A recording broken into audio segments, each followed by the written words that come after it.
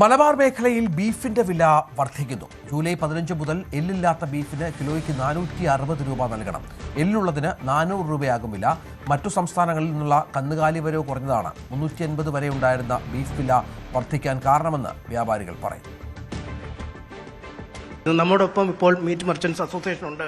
എന്താണ് ഇത്തരം ഒരു വലിയ വിലവർധനമുള്ള ഒരു അടിയന്തര കാരണം? വലിയൊരു വിലവർധനവല്ല കോഴിക്കോട് ജില്ലയിൽ വരാൻ പോകുന്നത്.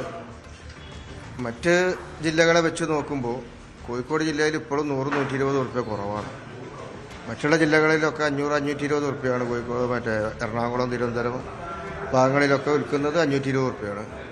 കേരളത്തിനെ കോഴിക്കോടിനെ സംബന്ധിച്ചോളം നോക്കുകയാണെങ്കിൽ ഇപ്പോഴും എല്ലുള്ള ഇറച്ചിക്ക് 400 ആക്കാനേ പോകുന്നുള്ളൂ. 15 തീയതി മുതൽ എല്ലില്ലാത്തതിന് 460.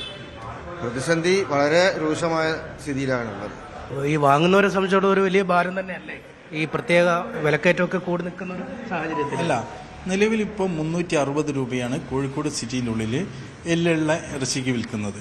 ഇപ്പം ഞങ്ങൾ 40 രൂപ വർദ്ധിപ്പിച്ചിട്ട് അത് 400 രൂപയാക്കുന്നുള്ളൂ. 40 രൂപയെ വർദ്ധിക്കുന്നുള്ളൂ. പക്ഷേ ഞങ്ങളെ സംബന്ധിച്ചിടത്തോളം നമ്മുടെ കച്ചവടക്കാർക്ക് ഈ കാലികൾ കിട്ടാതിരിക്കുന്നതിൻ്റെ പ്രയാസങ്ങൾ, ട്രാൻസ്പോർട്ടേഷൻ്റെ ചാർജ് വർധനവ്, അങ്ങനെ ഓരോ മേഖലകളെടുത്താൽ, പിന്നെ കൂടാതെ നമ്മൾ ഈ എല്ല്, തുകില്, നെയ്യ് ഇതിനൊക്കെയുള്ള വില ഇടിവ്, അതിന് വില കുറയാണ്.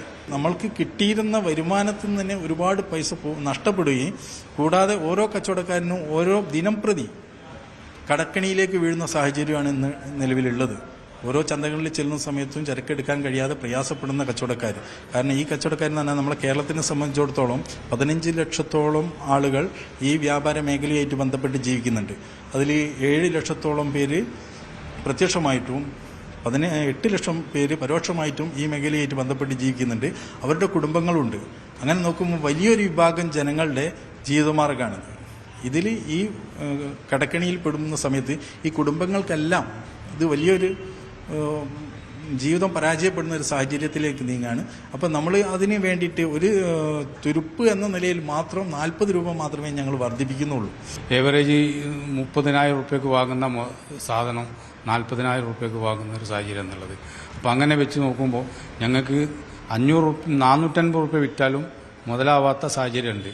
എങ്കിലും ഞങ്ങൾ ഒരു ലാഭം നമുക്ക് ലഭിച്ചിട്ടില്ലെങ്കിലും നമ്മൾ പിടിച്ചു നിൽക്കാനെങ്കിലും ഒരു സാധിക്കണം എന്നുള്ള നിലക്കാണ് ഇപ്പോൾ ഈ ഒരു വിലവർധന ഉണ്ടായത്. മലയാളി സമൂഹത്തിൽ ഗണ്യമായ ആളുകൾ ഉപയോഗിക്കുന്ന ഒരു ഭക്ഷ്യ വിഭവമാണ് ബീഫ്. ആ ബീഫിന് പലയിടങ്ങളിലും പല നിരക്കുകൾ നിലവിലുണ്ട്. എന്തായാലും മറ്റ് ഇടങ്ങളെ അപേക്ഷിച്ച് മലബാർ മേഖലയിൽ താരതമ്യേന കുറവായിരുന്നു. ആ നിരക്കാണ് ഉയരുന്നത്. എന്തായാലും ജനങ്ങളെ അല്ലെങ്കിൽ ഹോട്ടൽ ഭക്ഷണമൊക്കെ ആശ്രയിച്ച് ജീവിക്കുന്നവരെ ഇത് സാരമായി തന്നെ ബാധിക്കുമെന്ന കാര്യം ഉറപ്പാണ്. പക്ഷേ മറ്റ് നിർവാഹം പിടിച്ചു നിൽക്കാൻ ഇല്ല എന്നാണ് വ്യാപാരികൾ പറയുന്നത്. കൂടുതൽ വാർത്തകൾക്ക് news 18 Keralam YouTube channel subscribe ചെയ്യുക.